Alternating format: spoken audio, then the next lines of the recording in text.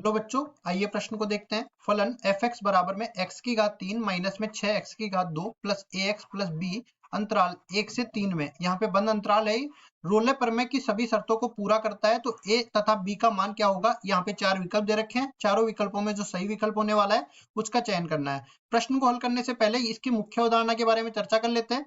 मुख्य अवधारणा, तो यहाँ पे हम देखो इस तरह से मान के चलते हैं कि कोई भी फलन दे रखा है, उसमें रोले की प्रमेय हमें लगानी है। रोले की प्रमेय, तो उसके लिए देखो कुछ शर्तें होती है, कुछ निष्कर्ष होता है। तो यहाँ पे y बराबर में fx ये फलन का समीकरण दे रखा है और अंतराल x a से लेके b के बीच में बंद अंतराल दे रखा है। इसमें हमें रोले की प्रमेय लगानी है, तो पहले तो शर्तों को संतुष्ट करवाना पड़ेगा। यहाँ पे मैं लिख देता हूँ शर्तें। तो 3 शर्तें इसकी होती है। पहली शर्त यह है कि fx जो है सतत हो, fx सतत हो कौन से अंतराल में? जब x का मान a से लेके b बंद अंतराल के बीच में हो। दूसरा, अपने पास fx अवकलनीय हो, fx अवकलनीय हो कब? जब x का मान a से लेके b खुले अंतराल के बीच में हो। और तीसरी शर्त यह है कि f a का मान f b के बराबर होना चाहिए। अगर ये तीनों शर्तें संतुष्ट होती है तो अपने पास निष्कर्ष निकलता है। क्या निष्कर्ष है? इसका एक बार अवकलन करेंगे और यहाँ पे ये 0 के बराबर कर देंगे, तब अपने पास x का ऐसा मान मिलेगा c जो a से लेके b खुले अंतराल के बीच में होगा। कम से कम एक ऐसा मान मिलेगा, एक से ज्यादा भी हो सकता है। तो ये इस तरह से हम लोग रोले प्रमेय लगाते हैं। तो पहले तो मैं फलन को लिख लेता हूँ, x cube minus 6x² plus ax plus b। तो ये अपने पास बन जाएगा, देखो एक्स क्यूब माइनस में 6x² plus ax plus b के बराबर ये फलन दे रखा है। और x का मान कौन से अंतराल में दे रखा है? 1 से लेके 3 के बीच में, 1 से लेके 3 के बीच में। तो देखो दो शर्तों को संतुष्ट करवाने से कोई मतलब ही नहीं है, क्योंकि हम लोग जानते हैं कि fx एक बहुपद फलन है। fx एक बहुपद फलन है, इसलिए सब जगह सतत और अवकलनीय होता है। सतत और अवकलनीय होता है, अवकलनीय होता है।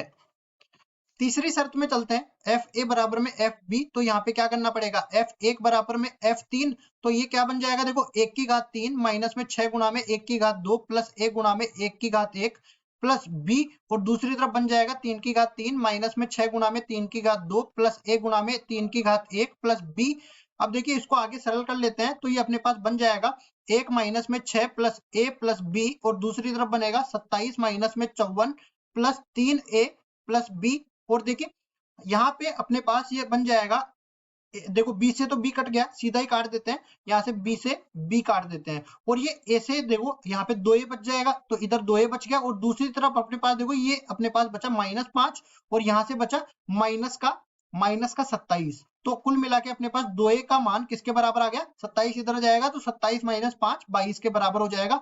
और यहाँ से अपने पास a का मान मिल गया 11 के बराबर। अब a का मान 11 के बराबर मिल गया, लेकिन b का मान नहीं मिला। देखो b का मान तो कट गया, कहाँ मिलना था? तो यहाँ से देखो एक चीज तो मैं यहाँ से कह सकता हूँ कि b का मान चाहे कुछ भी हो, b का मान वास्तविक संख्याओं के समुच्चय से कुछ भी आए, हमारे पास ये जो फलन है रोले की प्रमेय के लिए आवश्यक मतलब पर्याप्त है। और इसके अलावा मैं दूसरी चीज भी बता देता हूँ, जैसे मान लो कि हमारे पास f डे c का मान 0 के बराबर मिलता है, तो इसका अवकलन करेंगे 3x² हो जाएगा। और देखो माइनस में 6x² का हो जाएगा माइनस में 12x प्लस में a बच जाएगा। और इसको 0 के बराबर हम लोग कर देंगे, तो इसमें भी देखिए केवल a का मान अपने को मिलेगा। और a का मान अगर मैं यहाँ पे रख दूंगा तो x का मान भी ऐसा मिलेगा। देखो x का मान मिलेगा, मैं बताऊंगा। देखो a का मान कितना है? 11। तो ये बन जाएगा 3x² माइनस में 12x प्लस में 11 बराबर में 0। तो ये कुल मिला के देखो 11 तिया 33, 11 तिया 33 अपने पास बन रहा है। तो x का मान निकालने के लिए यहाँ पे आप देख सकते हो 12 प्लस माइनस में 144 माइनस यहाँ पे देखो 11 गुना 12 हो जाएगा। 11 गुना 12 किसके बराबर है? 132 के बराबर है। और इस पूरे का वर्गमूल और बटा में आ जाएगा कितना? 6 के बराबर। कुल मिला के 12 प्लस माइनस 144 माइनस 132 12 के बराबर हो जाएगा, जिसको 2 वर्गमूल 3 कह सकते हैं। बटा में हो जाएगा 6 के बराबर। x बराबर हो जाएगा देखिए 2 प्लस माइनस में वर्गमूल 3 बटा 3 के बराबर। तो देखिए हमें कौन सा अंतराल में चाहिए? हमें अंतराल में चाहिए 1 से लेके 3 के बीच में। तो अगर मैं 2 प्लस एक तो मान आ गया 2 प्लस वर्ग 1/वर्गमूल 3 के बराबर, और एक अंतराल अपने पास आ गया 2 माइनस में 1/वर्गमूल 3 के बराबर।